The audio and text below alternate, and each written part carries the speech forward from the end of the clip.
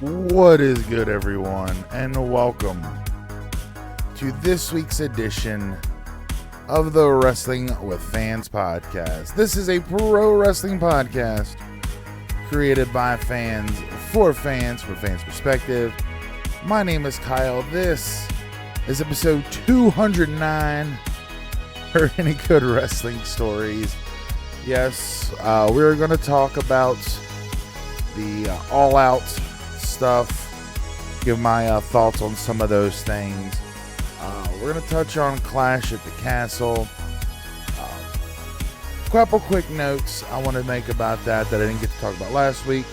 Last week being Labor Day, had a little impromptu nowhere near a computer for the entire weekend, so I apologize for not posting anything, but seems like the numbers on the week before's episode, the preview, still did pretty good, even in second week of reruns. So thank you all for checking that out.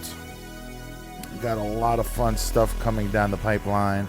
As you can see, I got my main man Hulk and I got Mr. Brody Lee. But down here, I'm going to film this. I've talked about it.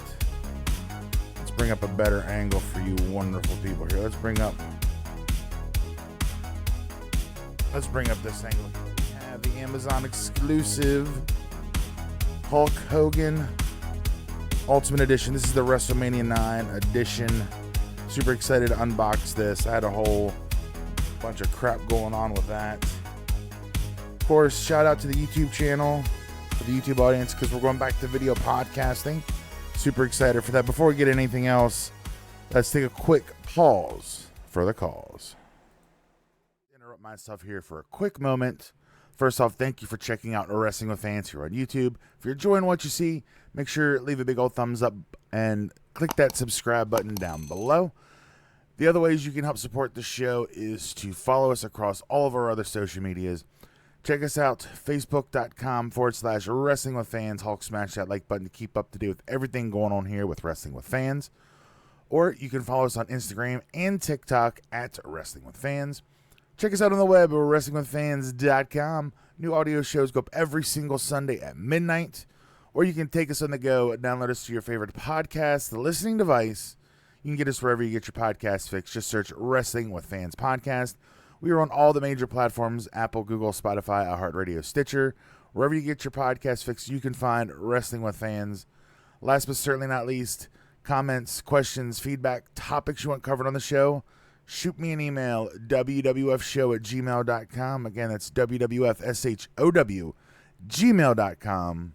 Links to everything are down in the video description and down below, so make sure you check that out. Without further ado, back to the show.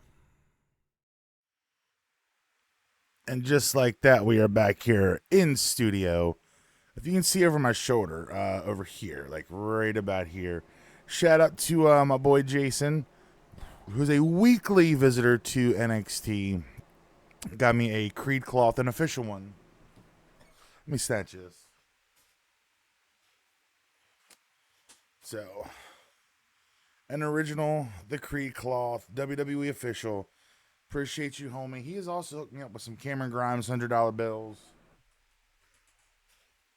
Like I said, he goes to NXT pretty much every week. He only lives not very far from the PC down there in Florida, and goes every week. So I get live updates and some cool pictures and stuff. The stuff you don't get to see on TV. So appreciate you, Jason, for the gift as always. So I'm gonna find a nice home for that somewhere up on the wall as we continuously work on the studio here at the house.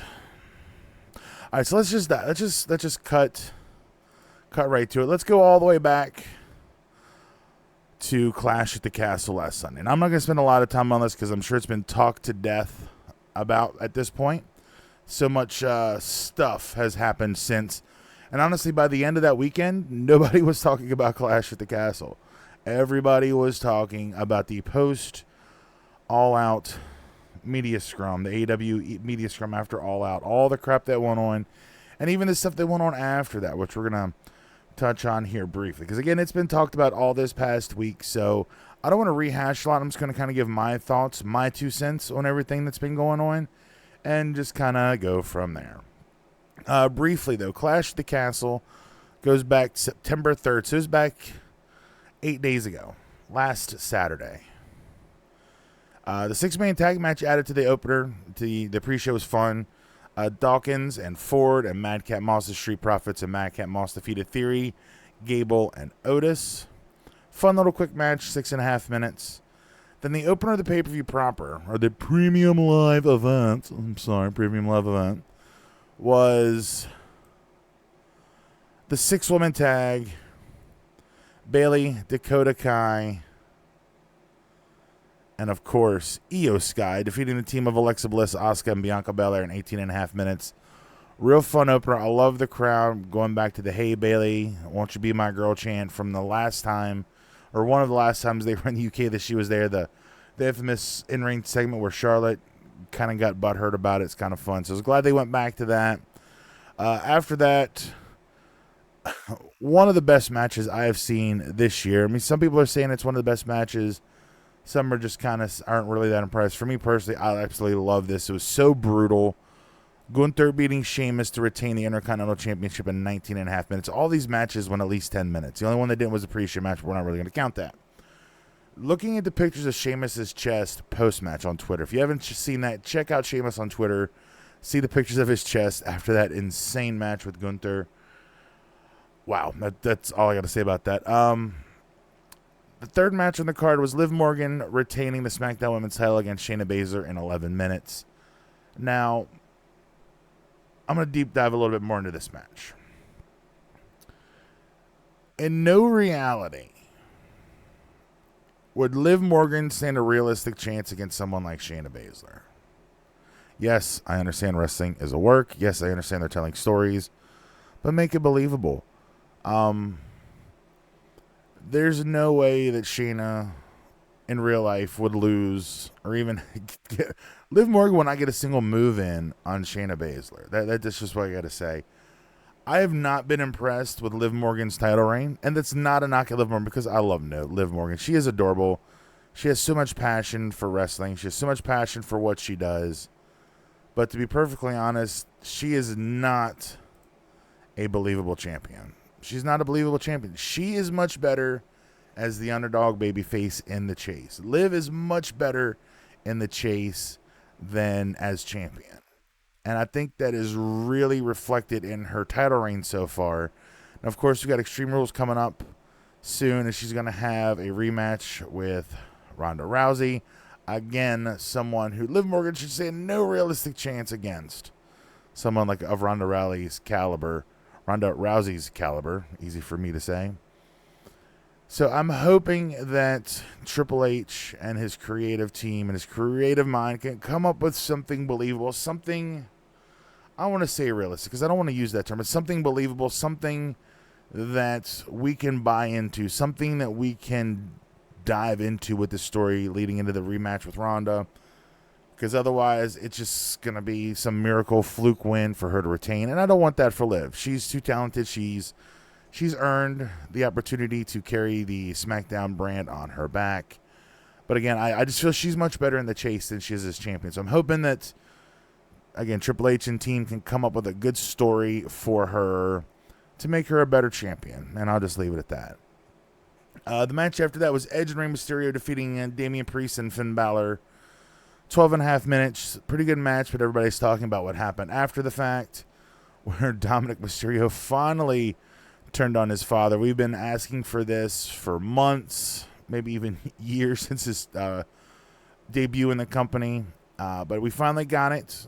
I just want to, give kudos to Edge, because when he took that kick to the balls, when he's going down, he just kind of has this look, like in slow-mo as he's falling to his knees, just looking back at Dominic like, at too brute. It just added so much to that moment, and then, clocking his dad, Rey Mysterio. I'm glad that we got that. I'm interested to see where they take the storyline going forward. I'd love to see Edge move away from all this crap and be done with Judgment Day, because that's just been a disaster from the beginning, and I'd like to see Edge get something a little better. Also, if you have not checked out, actually, I don't even think I put it on the Wrestling with Fans TikTok. I think I have to put it on my own personal TikTok. I'm not sure if that was Edge of the Mask or if that was El Generico. Just saying. It looks so much like El Generico with the short beard. It was blonde instead of red, but you get the idea. It looks so much like El Generico. So fun. Matt Riddle and Seth Rollins was after that. It goes just under 17 and a half minutes. Seth Rollins picking up the win. I fully expect these two to have a run back at Extreme Rules with some kind of stipulation. Fun match. I like the personal storyline, the behind-the-scenes stuff that they've added to this storyline going into the match, and I hope we continue to get some more stuff like that going forward. And then the main event, Roman Reigns defending the undisputed WWE Blue Universal Championship against Drew McIntyre. The match goes almost 31 minutes. And I don't want to, again, go too much into this because it's a week old now and people have already talked about it, but god damn, that was a fun match. These two guys, I mean, as much as we've seen them wrestle each other, it seems recently, I'd love to see them do something like this again. Drew had the match won, but then we got the debut of Solo Sikoa, who we heard from on SmackDown just the other night. So glad that they finally brought the third Uce up to join the Bloodline onto the main roster. It's a hell of a debut. The crowd in Cardiff was not happy that Drew lost the match. They were into it the entire time. Real fun match. Great fun show. It was a fun show. Like, I really, really enjoyed Clash at the Castle. It's just unfortunate that it kind of got outshined by some other stuff, which we'll talk about again briefly. I did not watch all of AEW All Out. I have seen clips, so I'm only going to be able to talk about certain things that I have seen. Just throwing that out there. Let's pull up the full results so I can go match by match. There was a lot of matches. There were 15 matches on this card, 4 of which were on the pre-show. Remember when people 3 years ago were complaining that WWE pay-per-views were entirely too long? Well, AEW pay-per-views are entirely too long, and I'm just going to leave it at that. Don't at me. AEW's got a bloated roster. They don't know how to use everyone. Their people are starting to get unhappy about that. They came to AEW for a change of scenery, a change of pace, and they're starting to get some of that same old shit, pal. So we'll just leave that at that. I didn't see any of the pre-show, but I'll just run down the results for those who may have missed it. Sammy Guevara and Ty Mello defeated Ortiz and Ruby Soho to retain the AAA World Mixed Tag Team Championships. Hook defeated Angelo Parker via submission to retain the FTW Championship. Pac defeated Kip Sabian to retain the All-Atlantic Championship. And Eddie Kingston defeated Tomohiro Ishii. Then we get the show proper. It starts off with the Casino Ladder match. I have not watched the entire ladder match. Andre El Idolo, Claudio Castagnoli, Dante Martin, Penta, El Cero Miedo, Rey Fenix, Rush, Wheeler Yuta, and then the Joker. The Joker ends up winning. We'll talk about that here in a few minutes. Then we get the 6-person, the trios titles, I guess they're calling the trios. You have Omega and the Bucks defeating Hangman Adam Page, Alex Reynolds, and John Silver of the Dark Order to become the brand new Trios Championships. A reign that will be very short. Again, we'll talk about that here soon. Jade Cargill defeated Athena, the former Ember Moon, to retain the TBS Championship. Jade Cargill is just on fire. FTR and Wardlow defeated Alex Shelley, Chris Sabin, and Jay Lethal. They beat the Machine Guns and Jay Lethal in a pretty fun match. I did see some clips of that. Powerhouse Hobbs defeated Ricky Starks fairly quickly in about 5 minutes. Swerve in Our Glory defeated the Acclaimed, 22.5 minutes. Fun match. The crowd went from loving Keith and Swerve to rooting against them. They wanted Bowens and Caster to become the new tag champs. So I fully expect those two guys to get their hands on the belts here sometime soon. And then we got a fatal 4-way. Determine the interim AEW Women's Champion. Toni Storm defeated Britt Baker, DMD, Hikaru Shida, and Jamie Hayter. Christian Cage defeated Jungle Boy Jack Perry, if you want to even call it that. Jericho and Bryan Danielson. Jericho picking up the win in just under 24 minutes. Darby Allin, Miro, and Sting defeated the House of Black. We're going to touch on House of Black again here as well. And in the main event, CM Punk defeated Jon Moxley to become the undisputed AEW World Champion in about 20 minutes. But that's not where that's not what everybody was talking about. That is not what everybody was talking about. Everybody was talking excuse me, about the media scrum. The post AEW media scrum. So after AEW finishes up, they are now going with these media scrums where Tony and various wrestlers will sit at a table and answer questions from wrestling journalists, the likes of like your Dave Meltzer, Brian Alvarez, Sean Ross Sapp, etc., etc., etc. I know I'm missing a lot of people, but just that's where all the etceteras come in. So Punk starts off going to, I can't think of the gentleman's name. He's from Chicago. He knows Punk. They're friends, I believe. Talking about wrestling journalism, things like that. Goes on a rant about Colt Cabana, Scott Colton. Then he goes on a rant about Kenny Omega and the Young Bucks trash talking the EVPs of the company. And Tony's just sitting there, just letting it happen. Blah, blah, blah. So, after the fact. Now, depending on whose reports you've read.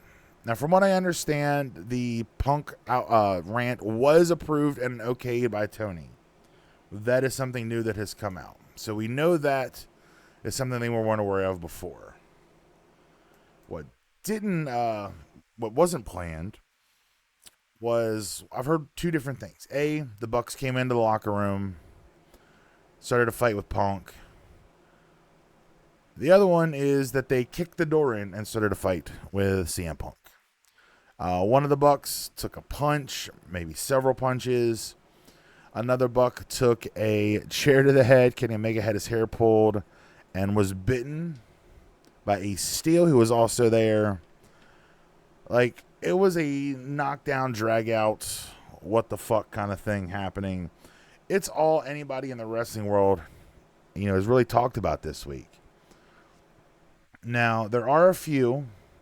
I haven't seen a lot, but there's enough that some people are claiming it was a work. Now, after several days later, it came out that the Punk rant, most of that apparently was okayed by Tony Khan. So I guess part of it was a work, but someone probably should have told the Young Bucks that it was actually partially a work. Because they got into it, the whole backstage crap going on. Now, the results of that. There was a lot of suspensions and some stripped titles. I'm going to get the list of names here again just to make sure I don't miss anyone.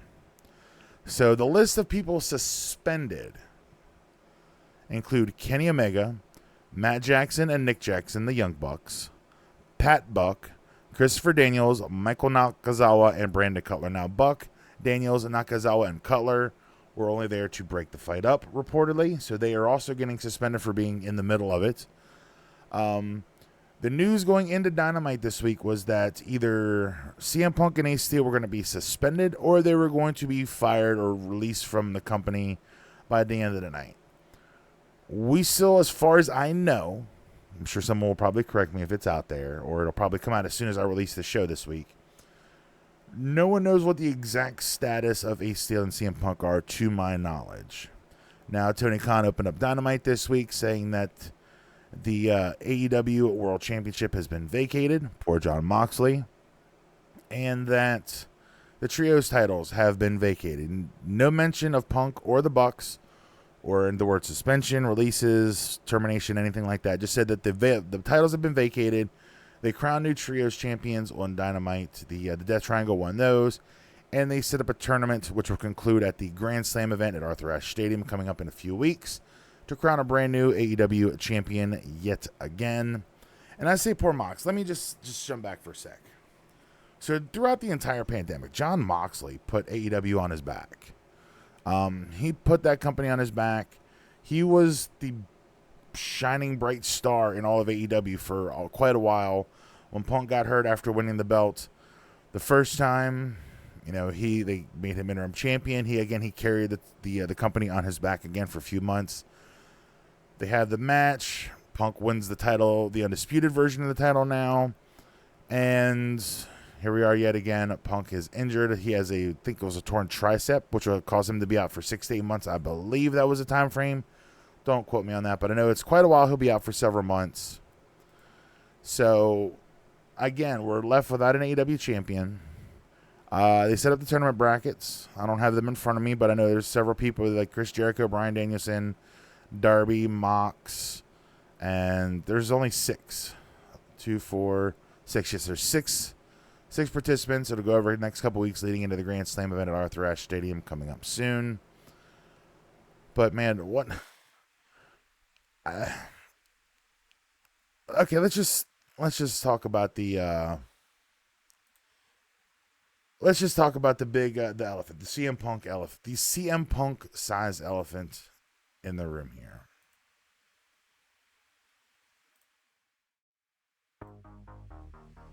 And that CM Punk sized elephant. Get a little music here in the background to transition us into the next segment of the show. So let's talk about this giant CM Punk elephant in the room. Punk, I was a huge CM Punk fan 10 years ago. The whole Voice of the Voiceless, all that stuff, I bought into it. Now, ever since his return to AEW last year, it's been almost a year to the day like last week, so it's been just over a full year since he's returned to wrestling. There have been a lot of people, and even in storyline, Adam Page went into business for himself, basically calling out Punk. Eddie Kingston's went off on Punk. Bobby Fish took to Twitter to go off on Punk as well. There's a lot of people that are just kind of fed up with CM Punk's bullshit. And even with the media scrum rant, CM Punk to me, and again, I don't know Phil Brooks. I don't know him personally. I don't know all the ins and outs. So, this is coming just from a fan, a Mark's point of view. Somebody who's watched wrestling all my life. So, I've picked up on a few things here and there. But he just seems like such a toxic person if you disagree with him in the slightest. If you are on good terms with CM Punk and you agree with him and you have the same views as him, he is probably the best friend to have in the world. But I don't think he has a lot of those. And I don't see that in about it. I think he just keeps his circle very small. But at some point, and I've used this a lot in my own personal life, is at some point the common denominator is you. And you have to look at yourself in the mirror. Maybe not everybody else is the problem. Maybe you're the problem. And part of me is starting to believe that CM Punk might be the problem. It might not be everybody else. It might not have been Vince or Triple H's fault or John Cena's fault or whoever's fault or the Bucks or Kenny or Tony or whoever else. Any name, insert wrestler X here. It's CM Punk's fault. And I have a funny feeling that we may have seen the last of CM Punk in wrestling. Because again, Omega and the Bucks are both EVPs of AEW. They're going to be around unless something changes on that end, which I'm going to talk about a rumor here in just a minute. Will CM Punk be able to even work with them in the same building with those guys after what's happened? Now, I haven't seen the full reports, but again, there's either the Bucks came in and then a fight broke out, or the Bucks kicked the door in and a fight broke out. Apparently, Punk threw the first punch. It's going to come out because at that point, you're not talking about executives and jobs. You're talking about personal. So there's going to be legal ramifications from this fight. So anything anybody says right now is pure speculation, unless you're one of like the 7 or 8 people that were there in the room when it happened. You don't know what the fuck's going on. So anybody that's reporting stuff, they're hearing it, second, third, fourth hand. We can only speculate about what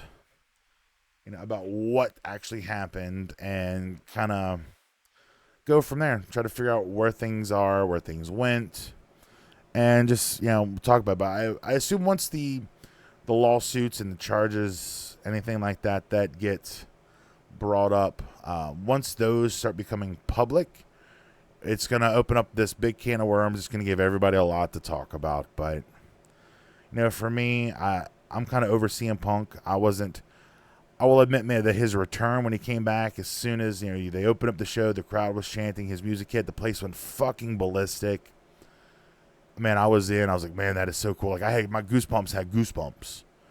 But after that, it's the same old Punk. Like, I'm kind of over CM Punk. Like, I know there was a lot of people that were happy he came back that probably still want him to come back and wrestle some more in AEW. Maybe, just maybe, he reconnects with his good old buddy Paul, who is now in charge of creative over there at AEW. The doofus son-in-law is now in charge over there. So maybe with Vince out, maybe they could work a deal out to get Punk in and let him just give him another pipe bomb moment. You never know. It's professional wrestling. Never say never, as they always say. We're going to take a quick little pause for the cause, and then we'll be back for a little bit more podcasts. So that is everything I've got on the Clash at the Castle, everything on the AEW All Out, and the media scrum drama afterwards. So stay tuned. We'll be back in just a moment. I'm here for a quick moment. First off, thank you for checking out Wrestling with Fans here on YouTube. If you're enjoying what you see, make sure to leave a big old thumbs up and click that subscribe button down below. The other ways you can help support the show is to follow us across all of our other social medias. Check us out, facebook.com/Wrestling with Fans. Hulk smash that like button to keep up to date with everything going on here with Wrestling with Fans. Or you can follow us on Instagram and TikTok at Wrestling with Fans. Check us out on the web at WrestlingWithFans.com. New audio shows go up every single Sunday at midnight. Or you can take us on the go and download us to your favorite podcast, the listening device. You can get us wherever you get your podcast fix. Just search Wrestling with Fans Podcast. We are on all the major platforms, Apple, Google, Spotify, iHeartRadio, Stitcher. Wherever you get your podcast fix, you can find Wrestling with Fans. Last but certainly not least, comments, questions, feedback, topics you want covered on the show, shoot me an email, wwfshow@gmail.com. Again, that's wwfshow@gmail.com. Links to everything are down in the video description and down below, so make sure you check that out. Without further ado, back to the show. All right, coming back in here to the studio. So I just happened to open up Facebook while the little buffer was playing. Apparently, a friend of mine wore the Scissor Me Daddy Ass shirt to bowling last night. So shout out Joel. I'm wondering if maybe he's just posting the shirt, but yeah, love the Scissor Me Daddy Ass. So, let me cut that back. I apologize. Let's cut that back. We're live, recording live, which I haven't done in a while. Done like a live recording of the show, video, and all. So checking this out on YouTube here later this week. Thank you so much. Again, subscribe if you haven't done so already to the channel. You just saw the buffer. What else did I want to chat about real quick? Only a couple more shows until I'm a married man. October 1st is coming up in 3 weeks. And I'm going to try to talk the wifey into joining me. That show. Jen hasn't been on a show in quite a while. Maybe I'm going to talk her into doing that. While I was home this weekend, I decided to make some lists of some stuff. Probably won't start coming out till later this year, maybe even into 2023. I don't know. Of some stuff I want to do, like for videos for YouTube, videos for TikTok. A lot of the stuff I want to do, I can't post to YouTube just because of copyright stuff.